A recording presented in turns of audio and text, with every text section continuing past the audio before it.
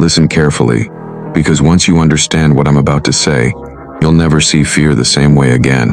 People keep asking, how do I become fearless like Ayanokoji? But the truth is, they don't even understand what fearlessness actually is, because they think it's about being brave or confident or emotionless. But Ayanokoji isn't fearless because he's brave.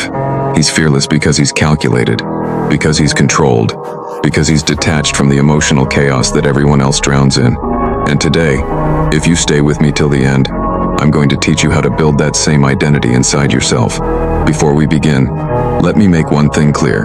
What I'm telling you right now, almost nobody talks about, because 90% of creators repeat the same recycled lines without understanding the underlying mechanisms. But if you're trying to build a mind like Ayanokoji, a mind that doesn't shake, doesn't panic, doesn't fear, you need deeper truths, darker truths, and the willingness to face the uncomfortable parts of yourself that most people hide from.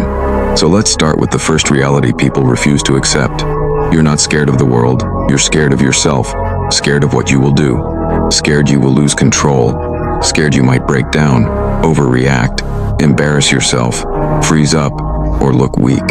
Fearlessness isn't about controlling the world, it's about controlling your inner world. Because Ayanokoji's real power isn't his intelligence, it's his ability to stay still, mentally, emotionally, physically, when everyone else collapses into chaos. And here's where people get it wrong. They try to attack fear with motivation, remove fear with positive thinking, fight fear with confidence affirmations. But fear is not a thought. Fear is a reaction loop. And the loop doesn't start in your mind. It starts in your body.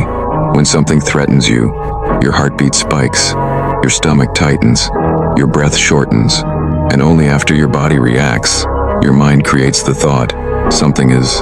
You fear others' opinions because you can't predict their reactions. You fear confrontation because you can't predict the outcome. You fear failure because you can't predict consequences. To remove fear, you must increase prediction. You must understand humans deeply, because when the world becomes predictable, it becomes less threatening. And here's the rare skill that builds this: cold observation. You stop reacting and start watching.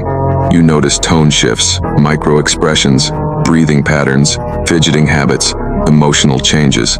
When you become a silent observer, you gain control, because people reveal everything when they think you're not analyzing them. Here's another psychological mastery point few understand. Fear multiplies in noise, but dies in silence. Most people are terrified because their mind is loud, overthinking, imagining worst-case scenarios. But Ayanokoji has silence inside. His inner world is still. You become fearless by reducing internal noise, practicing stillness, just sitting, breathing, observing thoughts without diving in.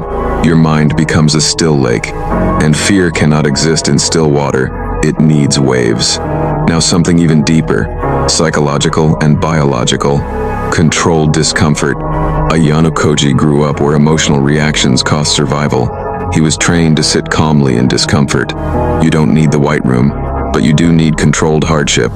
Fear dies when your brain experiences difficulty and realizes I survived, rewiring your nervous system and making you harder to break. Start with small discomforts, cold showers, difficult conversations, doing tasks you avoid, standing in silence, holding eye contact, entering unfamiliar environments, taking responsibility instead of hiding. Every small discomfort you conquer kills a piece of fear inside you.